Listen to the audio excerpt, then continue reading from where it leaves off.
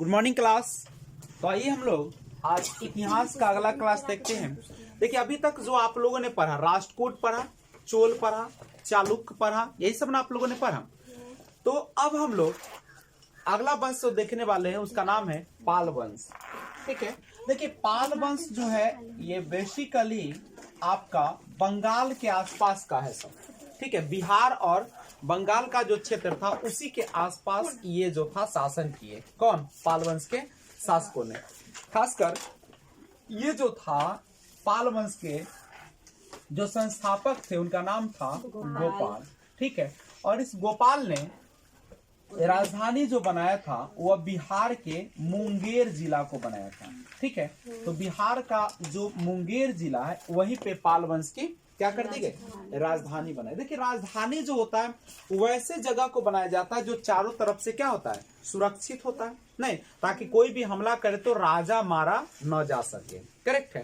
तो ये जो पाल वंश है बेसिकली अगर देखा जाए तो बंगाल और बिहार का पूरा क्षेत्र जो था इसी पाल वंश का था, और स्थापना करने का श्रेय गोपाल को जाता है। और इन्होंने अपनी राजधानी को कहाँ बनाया था? खासकर मुंगेर बनाया था। अब एक बात समझिए, जब ये बंगाल के और बिहार के आसपास का क्षेत्र है तो इसकी भाषा की अगर हम बात करें तो पाल वंश की भाषा बेसिकली अगर देखा जाए तो वहां पे रियली में चलता था बंगाली। नहीं, आपको पता भी है कि बंगाल जो था जिसका विभाजन करके बिहार की स्थापना की गई थी कब? 1911 में बिहार की स्थापना हुई थी। बिहार से टूटकर किसका निर्माण हुआ था? उड़ीसा का 1936 में हुआ था, 1936 में। और फिर यहाँ से बिहार को एक बार और विभाजन करना पड़ा और वह बना आपका झारखंड टूटकर बना 2000 ईस्वी में। तो इस तरीके से बंगाल का विभाजन कई क्षेत्रों में हुआ। तो बंगाल जो था उसी का ना विभाजन होकर बिहार बना। तो आपका जो पाल वंश था वह बेसिकली बंगाल और बिहार का क्षेत्र था उस समय का। नहीं, जैसे अभी से पहले की बात करेंगे तो बिहार और झारखंड का क्षेत्र एक ही होगा। नहीं, दोनों, चूंकि बिहार से ही तो झारखंड निकला है। तो यहाँ पे देखिए, तो पाल वंश की स्थापना गोपाल ने किया। मुंगेर बिहार की जो था जगह उसी को उसने क्या बना दिया? राजधानी बना दिया। और भाषा वहां की क्या थी? मुख्य रूप से बंगाली, चूंकि बंगाल का क्षेत्र था। नहीं, देखिए बिहार में एक जो प्रसिद्ध स्थल है जिसका नाम है बिहार शरीफ। ठीक है, बिहार शरीफ जो था, देखिए कोई भी जब राजा बनता है अपने वंश को आगे ले जाना चाहता है या शक्तिशाली बनाना चाहता है तो दो चीज पर ध्यान रखना चाहिए, एक शस्त्र पर और दूसरा होता है शास्त्र पर। शस्त्र से आप किसी भी अगल बगल के पड़ोसी राजाओं को जीत सकते हैं उसको हराकर, और दूसरा शास्त्र के माध्यम से अपनी संस्कृति को क्या कर सकते हैं? तो संस्कृति बचाना है तो शास्त्र पढ़ना पड़ेगा, और शस्त्र जो है देश बचाने के लिए। नहीं, दोनों में से अगर कोई भी आपका कमजोर पड़ेगा तो आपका जो है साम्राज्य क्या हो जाएगा? विलुप्त हो जाएगा। नहीं, जैसे भारत को भी देख सकते हैं, भारत में भी जब जैसा मौका मिला वैसा काम किया। पहले भी देख सकते, बौद्ध धर्म है, जैन धर्म है, शैव धर्म है, बहुत सारे वैष्णव धर्म है, आपका हिंदू धर्म है। तो ये सारा जो धर्म है आपका वो शास्त्र के अनुसार संस्कृति बचाता है। जब भी मौका मिला देख सकते, चीन को जो था आप पढ़े होंगे, राजेंद्र प्रथम या राजेंद्र चोल, नहीं उसको भी रगड़ दिया था धकर। नहीं,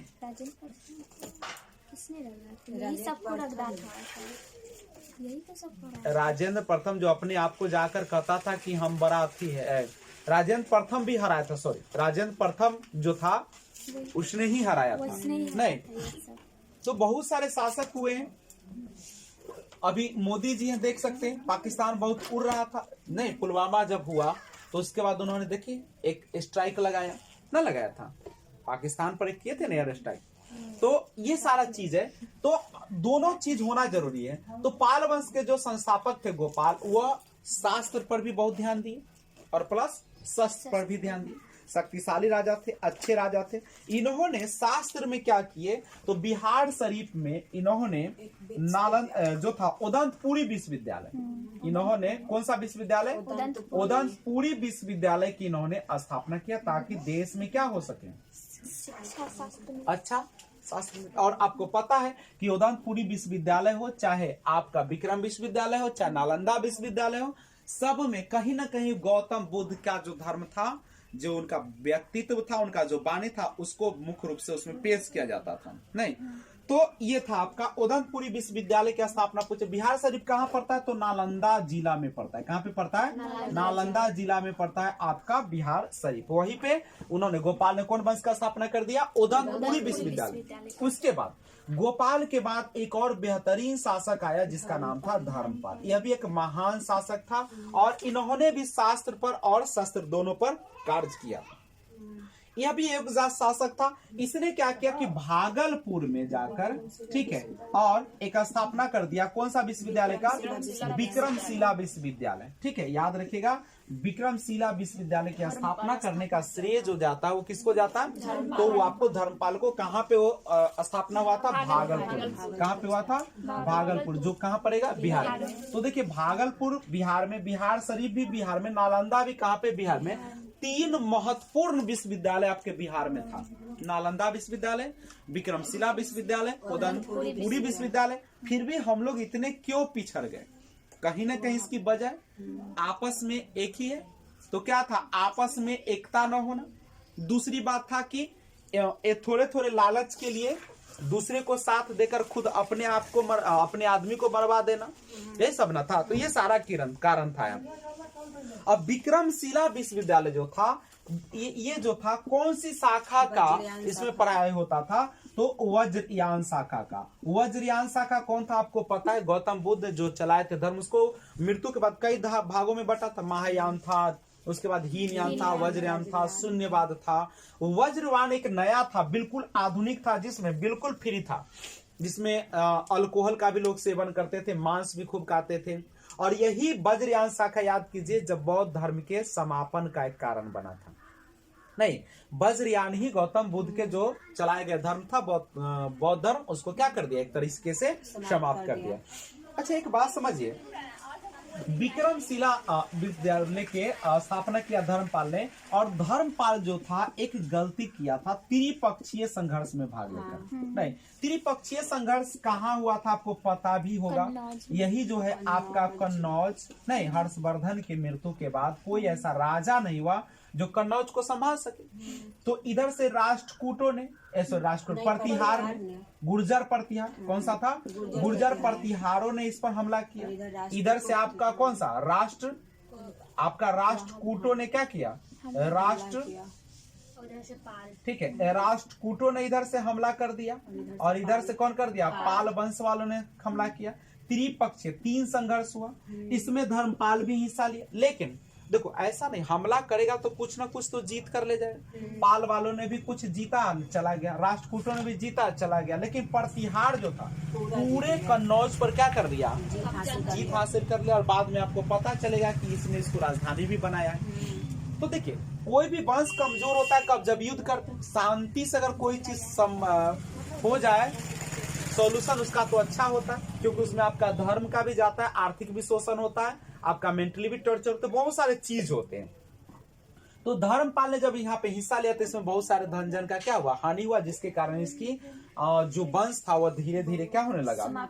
और यहाँ पे एक और शासक आया धर्मपाल के बाद, वह शासक का नाम था देवपाल। याद रखिएगा, गोपाल, पाल वंश के संस्थापक थे गोपाल। ये मुख्य रूप से क्षेत्र था बिहार और बंगाल का। यहाँ की भाषा जो थी क्या थी? बंगाली। राजधानी कहाँ पे था? मुंगेर में था। और बिहार शरीफ में एक विश्वविद्यालय की स्थापना किया था, उसका नाम क्या था? उदनपुरी विश्वविद्यालय। कौन सा विश्वविद्यालय? उदनपुरी विश्वविद्यालय। उसके बाद आपका जब धर्मपाल आता है तो धर्मपाल एक योग्य शासक था। उन्होंने कौन से विश्वविद्यालय की स्थापना किया? विक्रमशिला विश्वविद्यालय की स्थापना किया। लेकिन गलती एक कर दिया, त्रिपक्षीय संघर्ष में भाग लेकर। और जिसके बाद अंतिम शासक जो आया इस वंश का, उसका नाम था, अंतिम तो नहीं, अभी देवपाल आया। कौन आया है? देवपाल। देवपाल ने क्या किया? देवपाल कोई महान शासक नहीं था, कोई योग्य शासक नहीं था, लेकिन इसके दरबार में एक अरब यात्री आया था। कौन आया था? अरब यात्री। ठीक है, एक अरब यात्री आया था जिसका नाम था सुलेमान। क्या नाम था उसका? सुलेमान। पूछेगा कि सुलेमान अरब यात्री था, किसके दरबार में आया था? तो वो आया था आपका देवपाल के। किसके दरबार में आया था? देवपाल के दरबार में आया था। अब इसके बाद हम लोग स्टार्ट करते हैं, इसी के अगला शासक आया महीपाल। ठीक है, याद रखिएगा। तो महीपाल जो था एक ऐसा शासक था, ठीक है, जो काफी अच्छा था, योग्य शासक था, काफी शक्तिशाली शासक था, इसीलिए इसको पाल वंश का द्वितीय संस्थापक कहा जाता है। हमको पढ़ाने दीजिए, ठीक है। तो यहाँ पे देखिए, महिपाल जो था वह काफी योग्य शासक था, शक्तिशाली शासक था, नहीं, और उसके बाद क्या किया कि इन्होंने इतना ज्यादा अपने साम्राज्य को फैलाया, आगे बढ़ाया कि इसको पाल वंश का द्वितीय जो संस्थापक कहा गया। पहला तो आपका गोपाल है और इसके बीच में सब आया, लेकिन उतना अच्छा विस्तार नहीं कर पाया, ठीक है। लेकिन महिपाल जो था योग्य शासक, शक्तिशाली था, उन्होंने अपने साम्राज्य को विस्तार किया और इसीलिए इसको द्वितीय क्या कहा गया, संस्थापक कहा गया। कौन वंश का? पाल वंश का, ठीक है। क्यों कहा गया? अब इसका सवाल आता है कि क्यों कहा गया, तो ध्यान दीजिएगा, चूंकि महिपाल जो था उन्होंने क्या किया कि अपने दम पर, ठीक है, जो कार्य यहाँ पे विकास का कार्य जो रुक चुका था धर्मपाल और देवपाल के समय में, चूंकि धर्मपाल जो थे भागल त्रिपक्षीय संघर्ष में भाग लिया था, जिसके कारण उसको धन जन की हानि हुई थी और वो संघर्ष भी करने के कारण वह आगे कुछ साम्राज्य को नहीं बढ़ा पाया।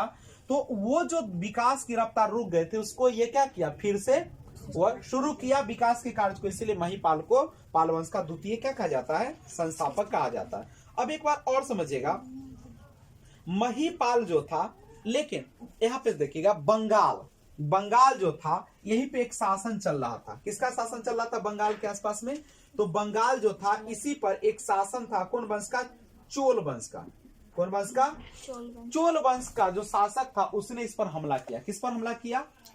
कौन पर? महिपाल पर। कौन किया? देखिए, महिपाल पर जो आक्रमण किया था चोल वंश का शासक था, जिसका नाम था राजेंद्र चोल कही या राजेंद्र प्रथम के, उसी का नाम है राजेंद्र चोल या राजेंद्र प्रथम। महिपाल पर उसने हमला किया, ठीक है। और क्यों किया था हमला, आपको याद करो वो दिन, क्यों किया था? क्यों किया था? क्या राजेंद्र प्रथम महिपाल पर जो हमला किया था, क्या वह बंगाल को जीत पाया था? नहीं जीत पाया। क्यों किया था?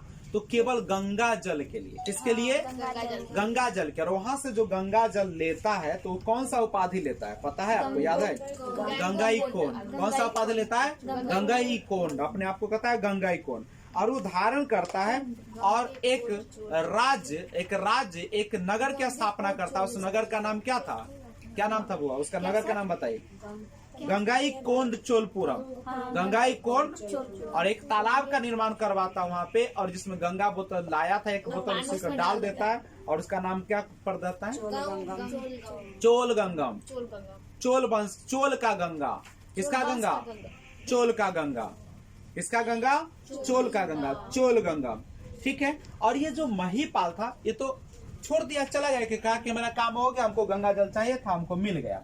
अब ये जो महिपाल था बाबू, ये बौद्ध धर्म का बहुत बड़ा प्रचारक था। कौन धर्म का? बौद्ध धर्म का बहुत प्रचारक था। एक बार पूछते क्वेश्चन ऊपर से बताइएगा, बताइए पाल वंश की स्थापना जो हुआ था, कौन वंश के समाप्ति के बाद हुआ था? राष्ट्रकूटों का जब वंश हुआ तो उसके बाद कौन वंश आया? चोल वंश आया। तो पूछेगा कि किसके ध्वंसावशेष पर जो है आपका पाल वंश का स्थापना हुआ था? तो किसके? राष्ट्रकूटों के। किसके? राष्ट्रकूटों के। अब एक बात यहाँ पे और बता दिए, पाल वंश का संस्थापक कौन था? गोपाल। पाल वंश का संस्थापक गोपाल। गोपाल जो था उसने राजधानी को कहाँ ले गया? कहाँ ले गया? मुंगेर। कहाँ पड़ेगा? बिहार में पड़ेगा। और उन्होंने एक विश्वविद्यालय का स्थापना किया था गोपाल। कौन सा? उदयपुरी विश्वविद्यालय, जो कहाँ पे पड़ता है? बिहार शरीफ में। कहाँ पे पड़ेगा? उसके बाद इसका एक शासक आया था धर्मपाल, याद होगा। यह एक योग्य शासक था और उन्होंने एक विश्वविद्यालय की स्थापना किया था। कौन सा? और विक्रमशिला विश्वविद्यालय में बौद्ध धर्म के कौन सी शाखा की ज्ञान की प्राप्ति कराई जाती है? वज्रयान। बौद्ध धर्म के विनाश में कौन सा सबसे बड़ा सहायक बना था, बताइए? जो बौद्ध धर्म है उसके विनाश में सबसे बड़ा जो योगदान था, कौन शाखा का था? गौतम बुद्ध।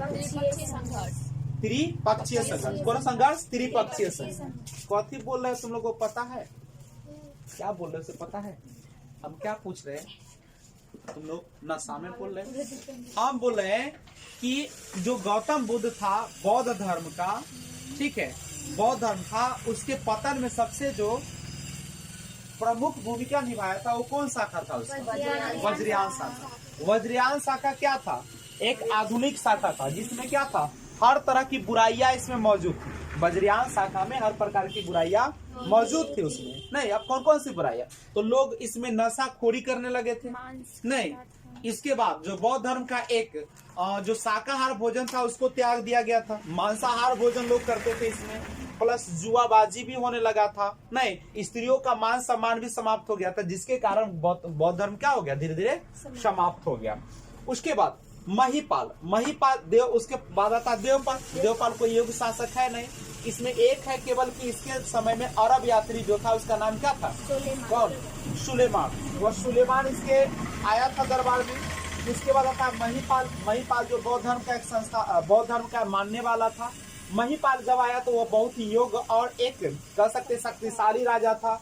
महिपाल के शासन काल में क्या हुआ था, जो प्रतिष्ठा खो गया था, जो साम्राज्य विस्तार रुक गया था, जो विकास का कार्य रुक गया था, सबको इन्होंने क्या किया था? शुरुआत किया था। इसीलिए बौद्ध धर्म बोला है। पाल वंश का जो था द्वितीय इसको संस्थापक कहा गया। किसको? महिपाल को। कोई दिक्कत है तो बोलिए। चलिए, तो पूछेगा कि कौन सा बंगाल का एक शासक था जो कौन सा एक शासक था चोल वंश का जिन्होंने महिपाल पर हमला किया था? तो कौन था? राजेंद्र प्रथम या राजेंद्र चोल। क्यों किया था? गंगा जल के लिए। गंगा जल लेता तो कौन सा उपाधि लेता हो? गंगाईकोर। और वो नगर का जो स्थापना करता है उसका नाम क्या रखता है? गंगाईकोंड चोलपुरम। गंगाईकोंड चोलपुरम। और जहाँ पे वो एक तालाब खनवा के वहाँ पे रखता है एक बोतल पानी गंगा का, उसको क्या नाम रखता है?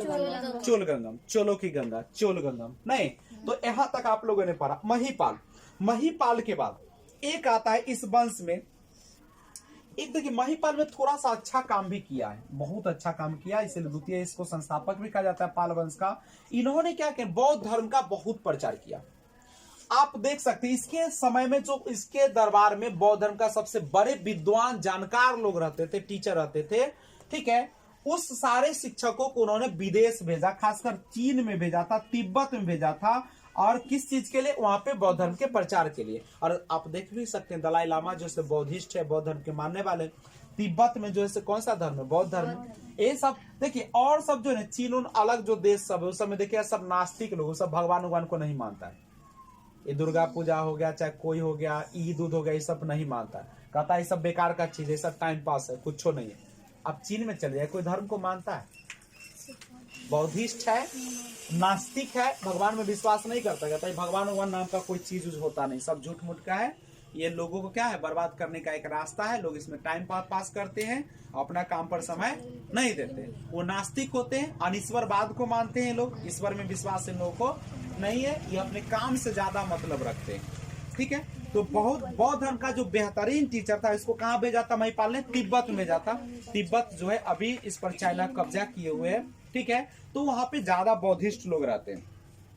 और देखिए जैसे ही त्रिपक्षीय संघर्ष यहाँ पे हुआ, इधर हानि हो चुका है, इसके बाद ये सारा जो है धर्मपाल सब जो है त्रिपक्षीय में ही बर्बाद हुआ। देवपाल युग शासक नहीं है, तो धीरे धीरे कहीं ना कहीं यह पतन की ओर जा रही है। नहीं, उसके बाद जब महिपाल आया तो उसके बाद भी कोई योग्य शासक आया नहीं। अंतिम इसका शासन आया, शासक आया जिसका नाम था मदनपाल। क्या नाम था उसका? मदनपाल। ये योग्य शासक था नहीं, कुछ काम उम किया नहीं, और इसको क्या कर दिया? कोई तो कोई हरा ही देगा, नहीं, इसको हरा देता है सेन वंश के शासक। कौन? सेन वंश के शासक। और पाल वंश का यहीं पे क्या हो जाता है? अंत हो जाता है। और इसके बाद हम लोग शुरुआत करेंगे कौन सा वंश? सेन वंश का शुरुआत करेंगे। करेक्ट है। तो आइए पाल वंश के बारे में आप लोग थोड़ा सा जवाब दीजिए, बताइए पाल वंश की स्थापना जो हुआ था वह किसने किया था? गोपाल ने। ये 750 ईस्वी का बात, अभी 2100 चल रहा है, नहीं 2021 चल रहा है, 2021 और 750 में चला था। और इस वंश की राजधानी कहाँ बनाया गया था? मुंगेर। कहाँ पड़ेगा? बिहार में पड़ेगा। पाल शासक जो था कौन धर्म का अनुयायी था? किस धर्म को मानने वाला? बौद्ध धर्म को। उदयपुरी विश्वविद्यालय का स्थापना कौन किया? और गोपाल ने किस विश्वविद्यालय का स्थापना किया? उदयपुरी। पाल वंश का सबसे महान शासक अगर कोई था तो वो कौन था? नहीं, सबसे महान शासक अगर कहिएगा तो धर्मपाल था, जिसने कौन स्थापना किया था? विक्रमशिला। ठीक है, महिपाल भी था, लेकिन सबसे अगर महान शासक था तो कौन था? त्रिपक्षीय संघर्ष में भाग लिया, विक्रमशिला विश्वविद्यालय का स्थापना किया। महिपाल ने जो खराब हो गए थे उसको सुधारने का काम किया और उसके बाद वो चला जाता है। उसके बाद विक्रमशिला विश्वविद्यालय की स्थापना कौन किया था? धर्मपाल ने किया था। ठीक है। कन्नौज के लिए त्रिपक्षीय संघर्ष हुआ था, आपको बता भी दिए, यही कन्नौज है आपका। कन्नौज यानी कहाँ का क्षेत्र होगा? कर्नाटक के आसपास का क्षेत्र होगा। ये कन्नौज पर त्रिपक्षीय संघर्ष, जैसे हर्षवर्धन के मृत्यु के बाद कोई ऐसा योग्य शासक नहीं आया कि कन्नौज को बचा ले। इसके लिए राष्ट्रकूटों ने इस पर हमला कर दिया, पालों ने कर दिया, गुर्जर प्रतिहार ने कर दिया। नहीं तो त्रिपक्षीय संघर्ष जो हुआ था किसके किसके बीच हुआ था? पाल वंश, गुर्जर प्रतिहार वंश और राष्ट्रकूटों के बीच। इसमें पाल वंश की ओर से कौन शामिल हुआ था? पाल वंश की ओर से धर्मपाल। कौन हुआ था शामिल? देखिएगा, उसके बाद यहाँ पे उदयपुरी के प्रसिद्ध बौद्ध मठ का निर्माण करवाया था देवपाल। हाँ, ये क्यों इम्पोर्टेंट है देवपाल के बारे में? एक तो देवपाल के समय में आया था अरब यात्री जिसका नाम था सुलेमान। दूसरा इन्होंने एक काम किया था, क्या किया था? तो बौद्ध मठ का निर्माण किया था। बौद्ध मठ समझते हैं? बौद्ध मठ का मतलब होता है बौद्धों के रहने के लिए, रुकने के लिए वहां पे जो स्थापना किया गया उसको बौद्ध मठ कहा जाता है। और उदयपुरी के प्रसिद्ध बौद्ध मठ का निर्माण कौन करवाया था? देवपाल। कौन करवाया था? देवपाल। उदयपुरी के प्रसिद्ध बौद्ध मठ का निर्माण देवपाल ने करवा दिया। ठीक है। उसके बाद लास्ट में इसका अंतिम शासक आया, उसका नाम क्या था? मदनपाल। और उसके बाद ये वंश का हो गया समाप्त हो गया। उसके बाद हम लोग शुरुआत करेंगे कौन सा? सेन वंश। तो करते हैं शुरुआत, सेन वंश की शुरुआत करते हैं। ठीक है, सेन वंश की शुरुआत करते हैं, लेकिन इस बात थोड़ा सा और हम बात करेंगे।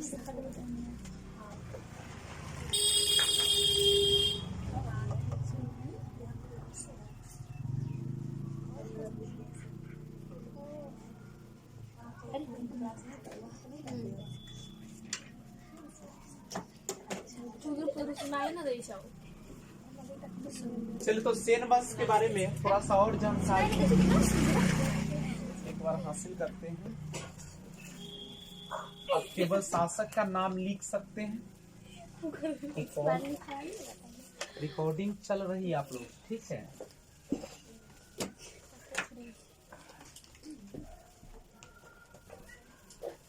तो एक छोटा सा हेडिंग डालिए, पाल वंश। हाँ, लिखते जाइए, केवल पॉइंट हम लिखाते जाएंगे, सारा तो लिखाएंगे नहीं।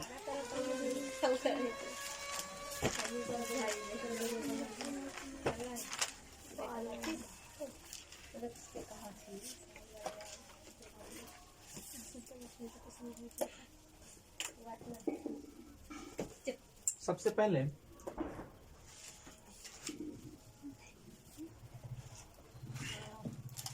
कर्नाटक के आसपास का क्षेत्र है जिसका नाम क्या है? कन्नौज।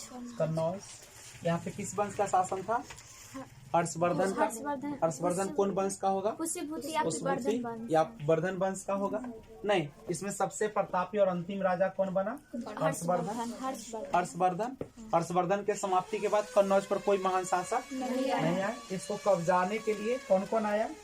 बहुत सारे लोग आएंगे। इधर से आएंगे राष्ट्रकूट। कौन आएंगे? राष्ट्रकूट आएंगे। इधर से गुजरात से आ जाएंगे गुर्जर प्रतिहार वंश। गुर्जर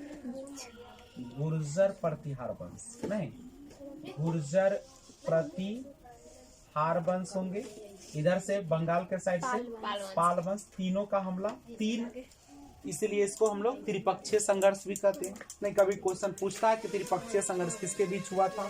नहीं, यहाँ से और एक वंश है जिसका नाम है चोल वंश। कौन वंश है? और इसी चोल वंश का एक राजा है जिसका नाम है राजेंद्र चोल, या इसी का नाम है राजेंद्र प्रथम। ये राजेंद्र प्रथम किस पर? यहाँ पे देख सकते हैं बंगाल, ये कहाँ का क्षेत्र है? बंगाल का। पाल वंश पर ये क्या करेगा? एक बार हमला करेगा, यही ना आपका है। तो सबसे पहले हम पाल वंश की अगर बात करें तो पाल वंश के अगर संस्थापक की हम बात करें तो कौन हो जाएगा आपका? गोपाल। पाल वंश के संस्थापक अगर आपसे पूछेगा तो बता दीजिएगा गोपाल। कौन हो जाएगा? गोपाल। इसने अपनी राजधानी को कहाँ पे बनाया? राजधानी कहाँ बनाया? मुंगेर। आपस में गप नहीं कीजिएगा क्योंकि कंप्लेन आते रहता है कि सर बहुत साउंड आती है, ठीक है? राजधानी जो है वह कहाँ पे है? मुंगेर, करेक्ट है। इसके बाद यहाँ इसकी स्थापना किया था कौन? गोपाल ने। गोपाल जो था उन्होंने क्या किया था, भागलपुर, कहाँ पे, भागलपुर में कौन से विश्वविद्यालय की स्थापना किया है, उदंतपुरी विश्वविद्यालय, उदंतपुरी विश्वविद्यालय, याद रखेंगे। ये उदंतपुरी विश्वविद्यालय की स्थापना करने का श्रेय किसको जाता है, गोपाल को जाता है। किसको जाता है, गोपाल। और गोपाल जो यहाँ पे कौन शाखा का, उदंतपुरी विश्वविद्यालय नहीं, उसके बाद आता है कौन सा आएगा, पाल वंश में गोपाल, गोपाल के बाद कौन आएगा, धर्मपाल, दूसरा शासक कौन आएगा, धर्मपाल। धर्मपाल क्या करेगा, धर्मपाल, तो धर्मपाल जो है सबसे पहले एक भागलपुर में, सॉरी उदंतपुर विश्वविद्यालय कहाँ पे था, भागलपुर में था, बिहार शरीफ में था, हाँ करते रहते हैं आप लोग, बिहार शरीफ में था।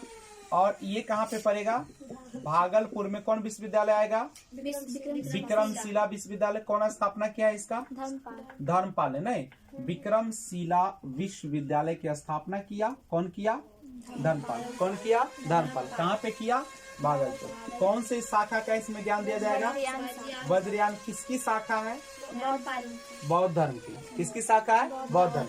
इसमें किसे कहते हैं वज्रयान, तो जिसमें बिल्कुल नयापन था, आधुनिकता था, जो कि बर्बादी का कारण बना, नहीं, अंत का कारण किसका बना। उसके बाद ये जो था धर्मपाल, उन्होंने कन्नौज संघर्ष, नहीं, कन्नौज में जो त्रिपक्षीय संघर्ष हुआ था उसमें क्या किया था, हिस्सा लिया था। त्रिपक्षीय संघर्ष में कौन कौन था, गुर्जर प्रतिहार था, पाल वंश था और राष्ट्रकूट था। उसी में एक शामिल था हमारे धर्मपाल, कौन वंश के, पाल वंश की तरफ से। ठीक है, क्या जब ये भाग लेगा त्रिपक्षीय संघर्ष में तो विकास होगा कि विकास रुकेगा, जब भी मारकाट होगा तो क्या हो जाएगा, यानी अगर किसी को चाहते हैं कि उसका विकास रुके तो क्या कर दीजिए, उसको आपस में लड़ाई करवा दीजिए ताकि वो उलझा रहे, समय का भी बर्बादी हो, धन जन का भी हानि हो और प्लस क्या हो जाएगा। इसलिए अच्छे लोग क्या करते हैं, मारपीट से बचते हैं, ठीक है, ताकि अपने काम पर ध्यान दे सके। तो धर्मपाल का इस समय विकास क्या हो गया, रुक गया। उसके बाद आया अगला जिसका नाम था देवपाल।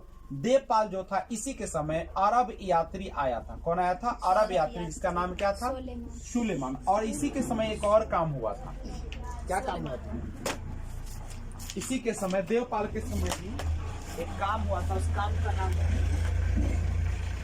क्या काम था बताए।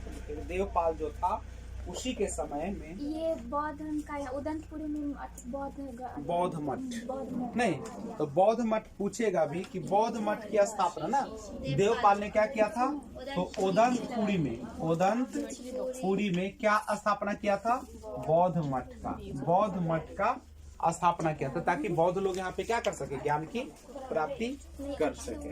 रहने के लिए था ना, हाँ, तो ज्ञान ना लेगा, रहेगा तो ज्ञान ना मिलेगा, छोड़ देगा तो। मठ में क्या होता है, मठ में क्या होती है, किसी भी मठ में रहने रुकने का जगह, क्यों ऐसा जगह बनाया जाता है, ताकि लोग जब एक जगह इकट्ठे होंगे तो क्या करेगा, आपस में अपने ज्ञान को क्या करेंगे, बंटवारा करेंगे, इसलिए मठ सब बनाए जाते हैं। ठीक है, इसके बाद आएगा कौन सा, महीपाल। देवपाल के बाद कौन आएगा, महीपाल। तो महीपाल जो था क्या अच्छा शासक था, महीपाल क्या अच्छा शासक था, चलिए बहुत अच्छा शासक था ये, नहीं। और ये पाल वंश का द्वितीय संस्थापक इसको माना जाता है। पाल वंश का द्वितीय संस्थापक किसको कहा जाता है, महीपाल। क्यों कहा जाता है, जो विकास रुक चुकी थी उसको रास्ते पर लाया, पुनः से शुरू किया, अपने विकास को आगे किया ना। और यह एक काम किया था महीपाल ने, तिब्बत में अपने समय के सबसे बेहतरीन बौद्ध जो दूत था, टीचर था, शिक्षक था, उसको क्या किया था, भेजा था वहाँ पे प्रचार के लिए। ठीक है, और इस वंश का एक अंतिम राजा आया जिसका नाम क्या था, मदनपाल। क्या नाम था, अंतिम राजा था। और इसके बाद यह वंश क्या हो गया, समाप्त हो गया। और इसके बाद इस वंश के जगह पे एक नया वंश आया जिसका नाम था सेन वंश। इसको नोट करना है तो ऐसे ही नोट कर लीजिए शॉर्ट में आप लोग, ताकि याद रहेगा। तो आइए अब हम लोग पाल वंश के ध्वंसावशेष, मतलब पाल वंश का जब विनाश हो गया तब उसके बाद एक नए वंश की स्थापना हुआ जिसका नाम क्या है, सेन वंश। ध्यान दीजिएगा, सेन वंश जो है जिसके स्थापना किया था सामंत सेन ने। कौन थे, सामंत। पूछेगा कि बताइए सेन वंश की स्थापना जो हुआ वो किसने किया? संस्थापक कौन थे? सामंत सेन। कौन थे? ठीक है। अच्छा, पूछा कि पाल वंश के स्थान पर कौन आया? पाल वंश का जब समाप्ति हुआ तो उसके जगह पे कौन सा वंश आया? सेन वंश आया। कौन सा आया? और सेन वंश का स्थापना कौन किया? सामंत सेन किया। ये अपनी राजधानी को, ये है आपके संस्थापक, इसने अपनी राजधानी जो था, सेन वंश की राजधानी को कहाँ पे बनाया था? तो लखनौती को बनाया था। कहाँ पे बनाया था? लखनौती, या इसी का दूसरा नाम आप कहेंगे नदिया। क्या नाम था? नदिया। तो सेन वंश का स्थापना सामंत सेन ने किया। सेन वंश का स्थापना कौन किया? सामंत सेन ने किया। और इसकी राजधानी कहाँ पे बनी? लखनौती। कहाँ पे? इसके बाद एक शासक आया, विजय सेन। कौन आया? लेकिन विजय सेन ने कुछ किया ही नहीं। तो नहीं किया तो क्या इसके बारे में पढ़ेंगे हम लोग? आया ऐसी भोग भाग के चल गया, ठीक है, कोढ़िया लेखा, तो नहीं पढ़ेंगे इसको। उसके बाद आता है एक नाम बल्लभ सेन।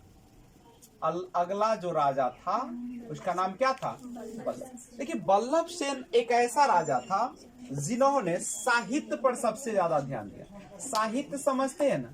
साहित्य का मतलब धार्मिक जो किताब है, संस्कृति जो है, उस पर बहुत ज्यादा जोर दिया बल्लभ सेन ने। और इसी के समय में हुआ क्या कि दो जो है से किताबों का रचना करवाया। एक का नाम था दान सागर और दूसरा का नाम था अद्भुत सागर।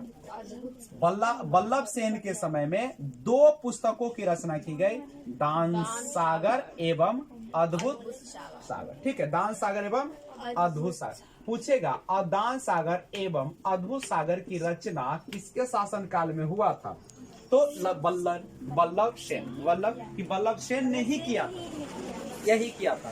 क्योंकि साहित्य का बहुत बड़ा प्रेमी था और इसीलिए बल्लभ सेन ने दो किताब की रचना किया, दान सागर और अद्भुत सागर। पूछेगा दान सागर और अद्भुत सागर की रचना कौन किया? तो बता दीजिएगा, बल्लभ सेन। कौन किया? बल्लभ सेन। बल्लभ सेन किस चीज का प्रेमी था? साहित्य का प्रेमी था, इसलिए उन्होंने दो किताब लिखा, जानकार भी था।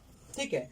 उसके बाद बल्लभ सेन के बाद लक्ष्मण सेन आया। कौन सेन आया? देख रहे हो, कुछ कर रहा है, कहाँ कुछ कर रहा है, आता है कोई किताब लिख लेता है, कोई ऐसी उंघरा जाता है ना, चला जाता है। कौथे क्लास के बारे में पढ़िएगा। अब लक्ष्मण सेन जो था, ये सबसे महत्वपूर्ण शासक है। सेन वंश का सबसे महत्वपूर्ण शासक कौन है? लक्ष्मण सेन। बहुत महान शासक तो नहीं कह सकते, लेकिन अच्छा शासक है। ठीक है। और पाल वंश के स्थान पर कौन सा वंश का स्थापना हुआ था बुआ? सेन वंश। एक बार फिर से बताइए, पाल वंश का स्थान पे कौन वंश आया? सेन वंश। सेन वंश का संस्थापक कौन थे? सामंत। राजधानी कहाँ ले गया? लखनऊ। अगला राजा कौन हुआ? विजय सेन। कोई काम किया? योग शासक है? नहीं। उसके बाद कौन आया? बल्लभ सेन भी उतना बेहतरीन शासक तो नहीं है, लेकिन एक महत्वपूर्ण शासक जरूर है।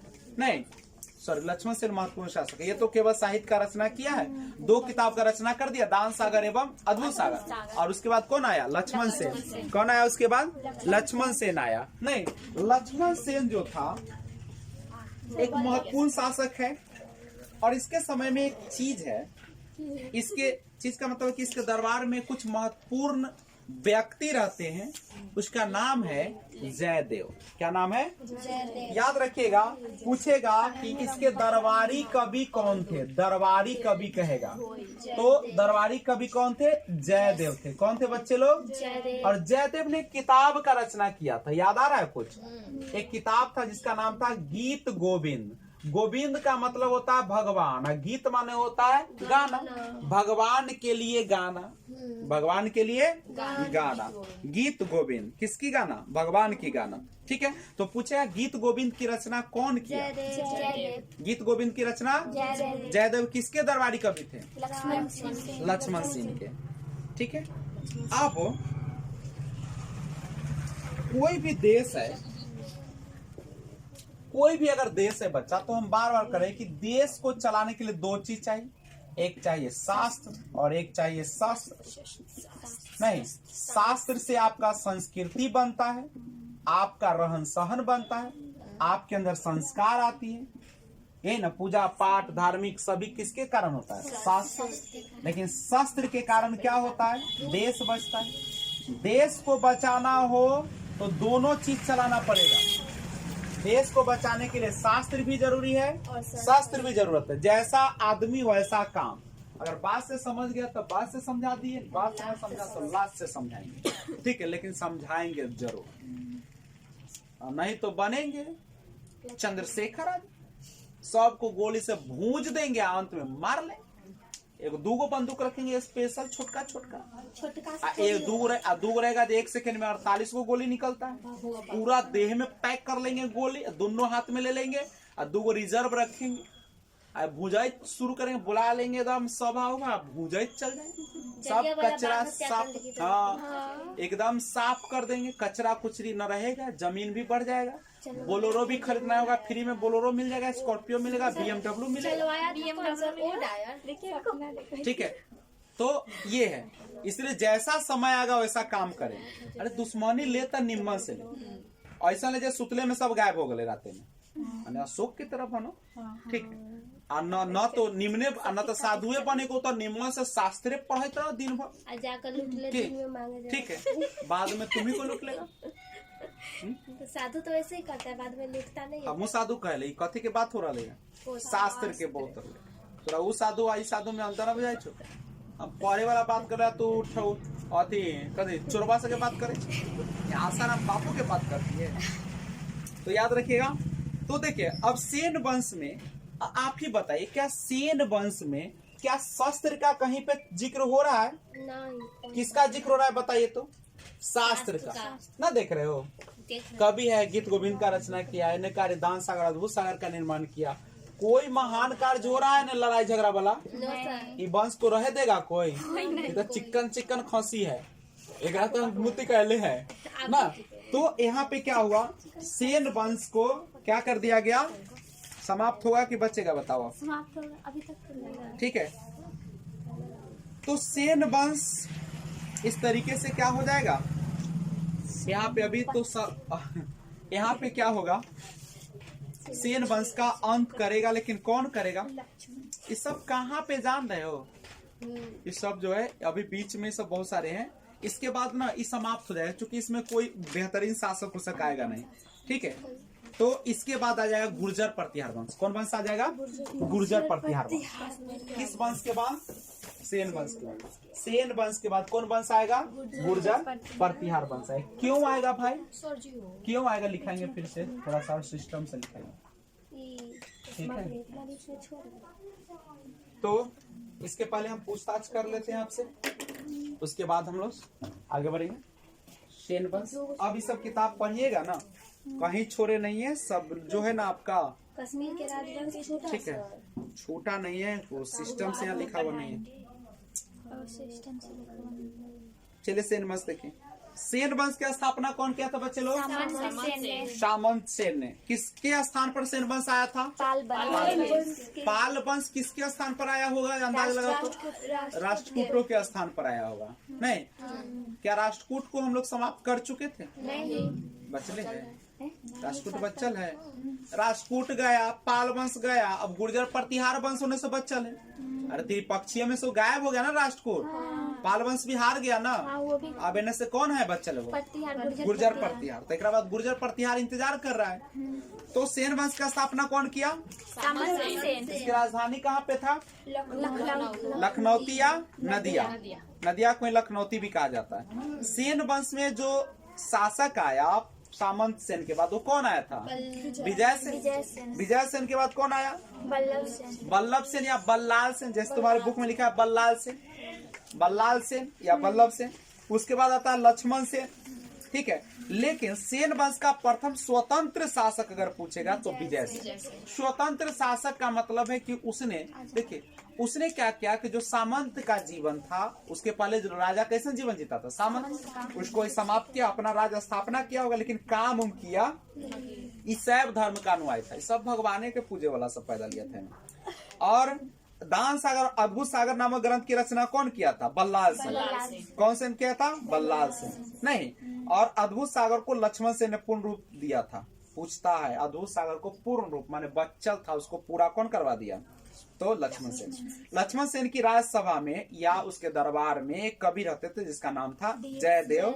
कौन था? जयदेव। और जयदेव ने किताब लिखा, उसका नाम क्या था? गीत गोविंद। पवन दूत के लेखक भी रहते थे लक्ष्मण सेन के दरबार में। पवन दूत के लेखक थे धोई। धोई ने कौन सा किताब लिखा? पवन दूत। धोई ने कौन सा किताब लिखा? और ब्राह्मण सर्वस्व के लेखक थे हालायुध। ब्राह्मण सर्वस्व के लेखक कौन थे? हालायुध। सब अपना याद कर लीजिएगा। हालायुध लक्ष्मण सेन का प्रधान न्यायाधीश एवं मुख्यमंत्री था। नहीं, और विजय सेन ने देवपारा में प्रदुम्नेश्वर मंदिर यानी शिव की विशाल मंदिर की स्थापना किया। विजय सेन ने देवपारा में। और सेन वंश प्रथम राजवंश था जिसने अपना अभिलेख सर्वप्रथम हिंदी में उत्कीर्ण करवाया। बहुत इंपॉर्टेंट है, पूछेगा कि सेन वंश का कौन सा ऐसा राजा था जो सर्वप्रथम हिंदी में उत्कीर्ण करवाया था अभिलेख को, तो कौन था? सेन राजवंश प्रथम राजवंश था जिन्होंने हिंदी में अभिलेख उत्कीर्ण करवाया। और बंगाल का अंतिम हिंदू शासक जो था वो था लक्ष्मण सेन। बंगाल में अंतिम हिंदू शासक कौन था? लक्ष्मण। घर पे जाके आज पढ़िएगा तो मजा आएगा, बाद में पढ़िएगा आप कुछ समझ में। ठीक है, तो एक बार फिर से देखते हैं। सेन वंश की स्थापना का श्रेय जाता है किसको जाता है? सामंत सेन। क्या सामंत सेन स्वतंत्र राजा था? नहीं। कैसा राजा था? सामंती। सामंती जीवन वह जीता है जो दूसरे राजा के अधीन ही रहता है, शासन जरूर करता है लेकिन टैक्स सब जो होता है वह उस राजा को पे करता है। सामंत सेन के बाद कौन आएगा? हाँ, राजधानी के भी बात करें, राजधानी कहाँ होगा? नदिया। इसी का नाम क्या है? लखनऊती है। उसके बाद राजा कौन आएगा? विजय सेन। कौन आएगा? विजय सेन। अब विजय सेन ने कुछ काम किया है? किया है, मंदिर का निर्माण करवाया। कौन मंदिर का निर्माण किया है? शिव मंदिर का। शिव का विशाल मंदिर। शिव का कौन मंदिर? बहुत विशाल मंदिर इसने स्थापना किया है ना। शैव धर्म का अनुयायी था। कौन भगवान को मानने वाला था? ये शैव धर्म का मानने वाला था। विजय सेन जो है शैव धर्म को मानने वाला है। विजय सेन के बाद कौन आएगा? बल्लाल सेन कहिए, या इसी का नाम दिया है बल्लभ सेन। इसी का नाम क्या है? बल्लभ सेन। बल्लाल या बल्लभ सेन। इसके समय में 2 किताब की रचना इन्होंने किया। एक का नाम है अद्भुत सागर और दूसरा का नाम क्या है? दान सागर। अद्भुत सागर, दान सागर। अद्भुत सागर का जो बचा हुआ काम है कौन पूरा कर रहा है? इसका जो बचा हुआ काम है उसको पूरा कौन किया है? लक्ष्मण सेन। कौन किया है? लक्ष्मण सेन। लक्ष्मण सेन ने क्या किया? लक्ष्मण सेन जो था उन्होंने इसके बाकी काम को क्या कर दिया? अद्भुत सागर को पूरा करवा दिया। वो ना करवाया हो, ठीक है। उसके बाद एक लेखक आए, सॉरी, अगला शासक जो होगा वो कौन होगा आपका? लक्ष्मण सेन। लक्ष्मण सेन कौन सा काम करेगा? कुछ काम करेगा। इसके दरबार में रहते हैं कौन सा कवि? जयदेव। इन्होंने किताब लिखा, गीत गोविंद की रचना किया। गीत गोविंद की रचना किया है। तो पूछेगा गीत गोविंद के लेखक का नाम बताइए, तो क्या बताइएगा? जयदेव। गीत गोविंद के लेखक जयदेव। किसके दरबारी कवि थे?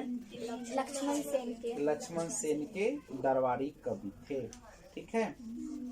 और कौन सा ऐसा राजवंश जिन्होंने हिंदी में अपना अभिलेख उत्कीर्ण करवाया? सेन राजवंश। और बंगाल का अंतिम हिंदू शासक कौन बनेगा? और इसके बाद ये वंश क्या हो जाएगा? तो इसको पहले नोट किया जाए। तो गुर्जर प्रतिहार वंश में आएंगे। आइए हम लोग देखते हैं गुर्जर प्रतिहार वंश। कौन सा वंश? गुर्जर प्रतिहार वंश। गुर्जर प्रतिहार वंश कहाँ का था बबुआ? गुजरात का। कहाँ का था? गुजरात का शासक। कहाँ का था? कहाँ का वंश है? गुजरात का। गुर्जर प्रति देखिए एक बार फिर से आइए, पहले ध्यान दीजिएगा। अगर हमें भारत की बात करें, ये हमारा गुजरात है। यहाँ कर्नाटक के आसपास है हमारा कन्नौज, इसी के लिए त्रिपक्षीय संघर्ष। इसके आसपास हमारा है कौन है, यहाँ पे कौन है, चोल है। इधर हमारा कौन है, यहाँ पे इसके आसपास राष्ट्रकूट है। इधर बंगाल, इधर कौन वंश है, पाल वंश है। इधर से कौन है, गुर्जर प्रतिहार। सबका लक्ष्य क्या है, कन्नौज पर कब्जा करना। सबका लक्ष्य कन्नौज पर कब्जा करना। सभी लोग हमला कर रहे हैं। कुछ हड़प हड़प के हार उड़ के भाग रहे हैं। पाल वंश आया, यह भी भागा। चोल वंश आया, वो भागा। ये सब ना, लेकिन त्रिपक्ष, हम बात त्रिपक्षीय नहीं कर रहे हैं कि और राजा सा आएगा ना, ठीक है। तो गुर्जर प्रतिहार भी यहाँ से आया। ये सब तो सब हारिए चुका है, तो बच गया पूरा पर कब्जा कौन किया, गुर्जर प्रतिहार। लेकिन क्या राष्ट्रकूटों ने क्या वहां पे हमला किया था, सुखले हाथे आ गया? पालों ने जब हमला किया था सुखले हाथ आ गया? कुछ हड़प के आया, लेकिन पूरा पर चुके हाँ नहीं हड़प पाया, इसीलिए हम उसको नहीं नाम दे रहे। पूरे कन्नौज पर कौन हड़पेगा, कौन हड़पेगा, गुर्जर प्रतिहार। पूरा कन्नौज पर अधिकार कौन कर लिया, गुर्जर। यानी पूछेगा त्रिपक्षीय संघर्ष में किसकी जीत हुई, गुर्जर। तो क्या जब जीत लेगा तो राजधानी बनाएगा, कैसे मुंह कौवा लेकर छोड़ देगा? बनाएगा। इतना मेहनत किया है सही, तो तो करेगा। जेकरा जीता तो ओकरे का राजधानी बना रहे थे। जेकरा जीता तो रहे ओकरे राजधानी नहीं बनाता था। राजधानी ऐसे क्षेत्र को बनाया जाता था कि सब जगह से आसानी भी हो न हो, आसानी न हो मतलब कोई जल्दी हमला न कर सके। पहाड़ उहाड़ हो तो ज्यादा नहीं माने, नदी उदी हो तो और अच्छा बात है, ठीक है। ताकि राजा, अच्छा मान लो कि बसतपुर है, यहाँ के जो मेन होगा आदमी, ओकरा हम कालीज तर रख दे, कोई आकर ठूस देते रात में, रजे गए। कालीज मेन जगह है, एनू से रास्ता, एनू से ओनू से कनू से मार देते, भाग जाएगा।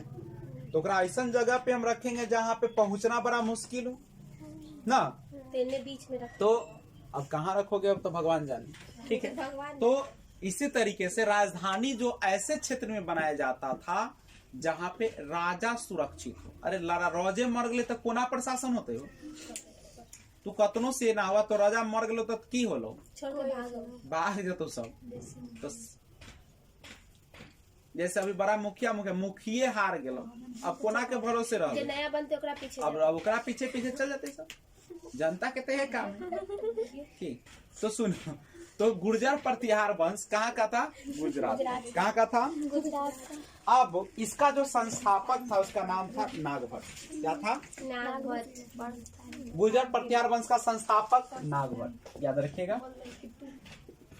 गुर्जर प्रतिहार वंश का जो संस्थापक था उसका क्या नाम था, नागभट्ट। नागभट्ट क्या नाम था बुआ, नागभट्ट। कौन वंश का संस्थापक है, गुर्जर प्रतिहार वंश। कहाँ का रहने वाला सब है, गुजरात का। किस पक्ष, किस में हिस्सा लिया है, त्रिपक्षीय। किस चीज को जीतने के लिए, कन्नौज के जीतने के लिए। नहीं, राजधानी कहाँ बना दिया इसने, कन्नौज को। कहाँ पे बना दिया, कन्नौज। इतना दिन दुख भोगा, लड़ाई। क्या यह लड़ाई कुछ दिनों के लिए चला था त्रिपक्षीय संघर्ष?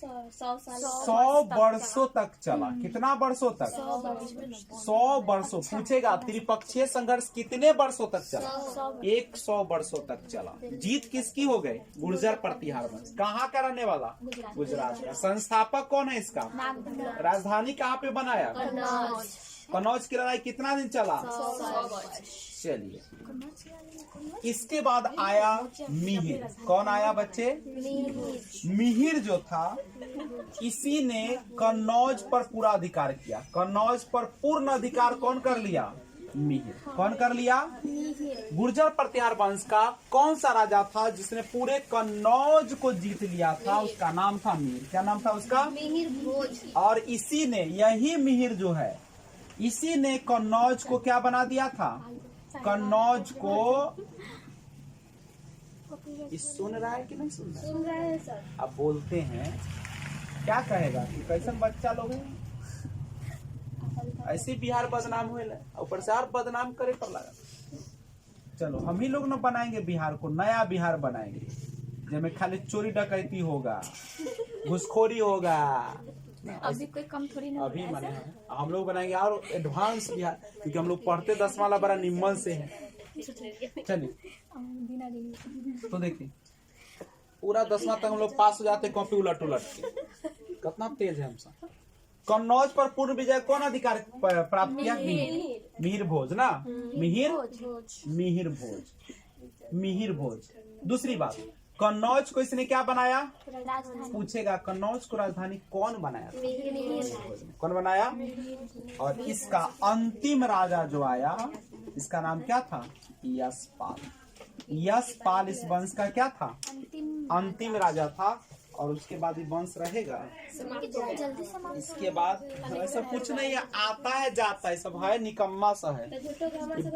झूठो के बाप माए कर सके, राजा रानी था तो ये सब पैदा करके और साम्राज्य में तो और महान ठीक है। तो बताइए तो इसका गुर्जर प्रतिहार वंश का मालवा का शासक जो था नागभट्ट प्रथम, उसने किस वंश का स्थापना किया था? कि गुजरात में कहाँ का था? सब मालवा का। ठीक है, मालवा गुजरात में मालवा का शासक नागभट्ट प्रथम ने गुर्जर प्रतिहार वंश का स्थापना किया। और नागभट्ट द्वितीय को राष्ट्रकूट सम्राट गोविंद तृतीय ने हराया था। नागभट्ट द्वितीय, ये नागभट्ट प्रथम है तो कौन है? नागभट्ट प्रथम। आई अब कौन है? द्वितीय। द्वितीय को कौन हरा दिया? गोविंद तृतीय। कौन वंश का? राष्ट्रकूट का। प्रतिहार वंश में अगर देखा जाए तो सबसे शक्तिशाली राजा है मिहिर भोज। सबसे महान राजा कौन है? इसने अपनी राजधानी कहाँ बनाया? कन्नौज पे बनाया। तुम्हारा ही आवाज सबसे ज्यादा एक टानता है, घुनुर घुनुर करती रहती है ना राहुल। तो कन्नौज जो था उस पर कौन हमला करके जीत लिया? मिहिर भोज। और मिहिर भोज किसका उपासक था बउआ? विष्णु का। किसका था? इसीलिए उसने विष्णु के सम्मान में आदि वराह की उपाधि लिया। कौन उपाधि लिया?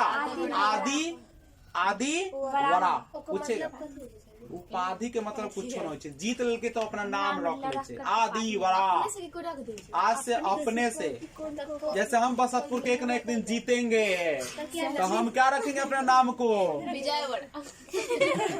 हम क्या नाम रखेंगे बोलो तो? जैसे कल्याणी जो था, वातापी कल्याणी जो था वो जीत गया वातापी को, तो क्या रखा? नाम क्या रखा था? वही तो रखा था, वातापी कोंड। तो हम रखेंगे बसंतपुर कोंड। नहीं सर, विजय कौन कौन? नाम पर रहेगा। विजय कोंड कैसे पड़ जाएगा? हम जीते हैं तो जीतेंगे, उसका नाम पर न रहेगा। सर हम पुजवा को घर हड़प लेंगे तो कौन कौन? पुजवा कौन। तो इससे ना उपाधि होता है। चलो हम ऐसे सपना देखते कि हमारा अगला वंश आएगा, ये बसतपुर को एक दिन पूरा क्या कर लेगा? जीत लेगा और पूरा में खानदान फैला देगा चारों तरफ। सर इसे कहाँ जाते? चलो हमरा तो जगह था, ये हमारा सपना हो। चल और जाकर दिखा देंगे। जीते के सबसे अच्छा उपाय कथी हो? सबको बुलाएंगे, आ जाओ अनाज बांटेंगे। तो अनाज की कोई नहीं जाएगा। सबको बुलाने पूरा, सबको आना है। जय को आएगा 33 किलो, माने एक आदमी पर 20-20 किलो ऐसे रहेगा। बहुआ जन्म लिया हुआ आएगा तो 20 किलो मिलेगा। तो सब आएगा और ई वाला में तो हेबे करेगा। एमे नहीं जाएगा सर। देखो ना तो करे अखनी तो अभी कह दिए कि हम 20 किलो देंगे, सब आओ। एक 100 लाइन से ना आएगा तो नहीं करो, जो रियलिटी है से बताओ। हाँ एक आएगो इसने आदमी होगा जो नहीं डोलेगा, वो होगा कोढ़िया न कोढ़िया होगा तो आएगा। कखनी बोलाएंगे? टाइम रहेगा जब सब जुड़ जाएगा तभी बटाना शुरू होगा। ऊपर अनाउंस रहेगा और चारों तरफ सिस्टम फिट रहेगा धरती के नीचे। अब बस जय बसंतपुर कौन। ठीक से चलिए तो बताओ अगला क्वेश्चन। ठीक नहीं सर जी के। आगे देखो, ये सब मजाक है केवल, सही बात नहीं। सर चलो वीडियो बन रहा है। बोलिए। ये सब गंदा बात है। चलिए, प्रतिहार वंश का सर्वाधिक शक्तिशाली राजा कौन हो गया? मिहिर भोज। कौन हो गया? मिहिर भोज ने अपनी राजधानी कहाँ बनाया बउआ? कन्नौज। कौन भगवान को मानने वाला था? विष्णु भगवान को। ठीक है। और राजशेखर जो था प्रतिहार शासक महेंद्र पाल के दरबार में रहता था। और इस वंश का अंतिम राजा कौन है बुआ? यशपाल। दिल्ली नगर की स्थापना जो किया था तोमर नरेश अनंगपाल। कौन किया था? 11वीं सदी के मध्य में कौन किया था? अनंगपाल। तो आज का क्लास हम लोग यहीं पे क्या करते हैं, आगे देखेंगे अगले दिन। तब तक जय हिंद।